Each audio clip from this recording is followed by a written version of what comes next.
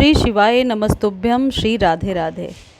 यदि आपके घर में है बेलपत्र का पौधा तो बेलपत्र से जुड़ी हुई कुछ ज़रूरी बातें जो वीडियो में शेयर कर रही हूँ, ये जानकारी भी मैंने कहीं से पढ़कर हासिल किया है जो आप तक मैं पहुँचा रही हूँ। तो इन बातों को आप ध्यान से सुनिए और इससे रिलेटेड कोई क्वेरी है तो आप मैसेज करके भी पूछ सकते हैं।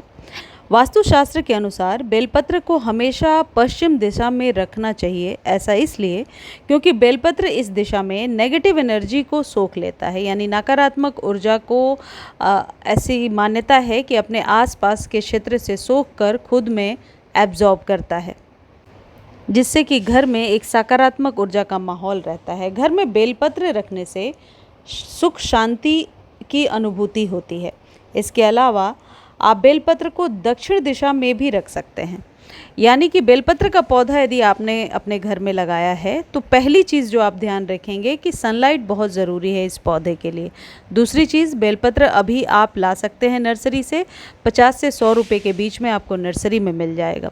बेलपत्र के पौधे को ज़्यादा पानी की ज़रूरत होती है तो डेली वाटरिंग करना है। यदि आप ये सोच रहे हैं कि किस खाद को देने से बेलपत्र का पौधा सूखेगा नहीं, तो कोई भी नाइट्रोजन युक्त खाद आप देंगे, जैसे आपके यहाँ कंडे या उपले आसपास मिल जाते होंगे या दूध वाले भैया से ले सकते हैं। उसे आप रात भर पानी में भिगो करके अगले दिन उसके पानी को आप बेलपत्र के पौधे में डालिए। वीक में एक बार यदि ऐसा करते हैं तो आपका पौधा बहुत ही स्वस्थ रहेगा, पत्तियां मुड़ेंगी नहीं।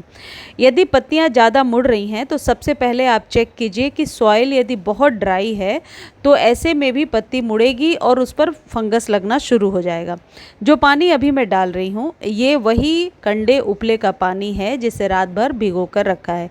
यदि ये अवेलेबल नहीं है तो 2 मुट्ठी वर्मी कंपोस्ट, जो कि आसानी से नर्सरी पर मिल जाएगा, या आप उसे लेना चाहते हैं तो मैं आपको लिंक डिस्क्रिप्शन में दे देती हूँ, आप उसे मंगा लीजिए वर्मी कंपोस्ट को, और 2 मुट्ठी हर एक महीने दीजिए।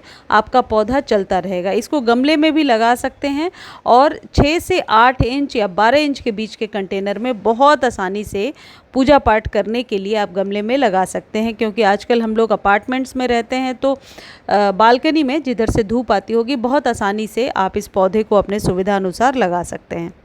जब आप दक्षिण दिशा में बेलपत्र को रखते हैं तो ये गृह दोष से, किसी भी प्रकार के कलेश से छुटकारा देता है, यानी कि हर दिशा में रखने का एक अपना महत्व है। आप लोगों में से कई लोगों की क्वेरी थी कि क्या बेलपत्र का पौधा हम घर में लगा सकते हैं, इसे लगाना शुभ है या अशुभ है। तो जहाँ तक मैंने पढ़ा है कि बेलपत्र का पौधा हम घर में लगा सकते हैं। भगवान भोलेनाथ को बेलपत्र अति प्रिय है। सावन के पवित्र माह में आप बेलपत्र का पौधा घर में ज़रूर लगाइए, शुभ माना जाता है। वैसे इसको लगाने का सही समय या तो बरसातों में लगा लीजिए या फिर स्प्रिंग के सीज़न में लगा लीजिए। इसकी कटिंग भी बहुत आसानी से लग जाती है। बेलपत्र को घर में लगाना बहुत ही शुभ माना गया है और ऐसी मान्यता है कि इससे जीवन में सुख, समृद्धि और खुशहाली आती है। इसलिए बेलपत्र के पौधे को अपने घर में ज़रूर लगाइए।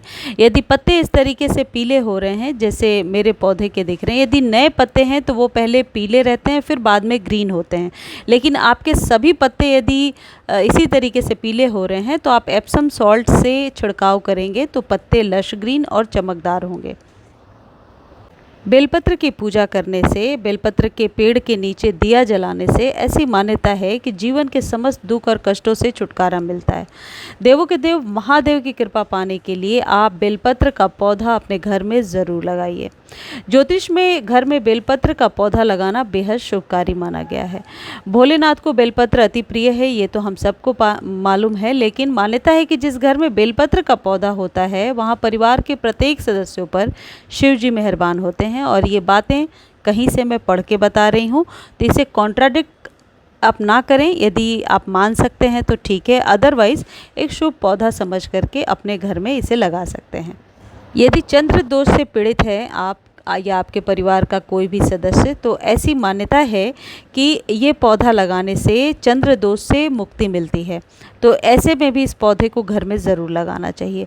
अब एक क्वेश्चन का मैं आंसर देती हूँ जो फ्रीक्वेंटली आस्क्ड क्वेश्चन है। आप लोग बार बार कमेंट सेक्शन में लिखते हैं कि बेलपत्र को किस दिन तोड़ना चाहिए और किस दिन नहीं तोड़ना चाहिए। देखिए, वास्तु के अनुसार चतुर्थी, अष्टमी, नवमी, चतुर्दशी और अमावस्या के दिन बेलपत्र को नहीं तोड़ना चाहिए, बेलपत्र के पत्ते को नहीं तोड़ना चाहिए। सोमवार के दिन भी बेलपत्र के पत्ते को नहीं तोड़ना चाहिए, बाकी के दिनों में आप तोड़ सकते हैं। तो इन बातों का ध्यान रखिए। फिर से मैं रिपीट कर देती हूँ, चतुर्थी, अष्टमी, नवमी, चतुर्दशी और अमावस्या के दिन बेलपत्र को नहीं तोड़ना चाहिए।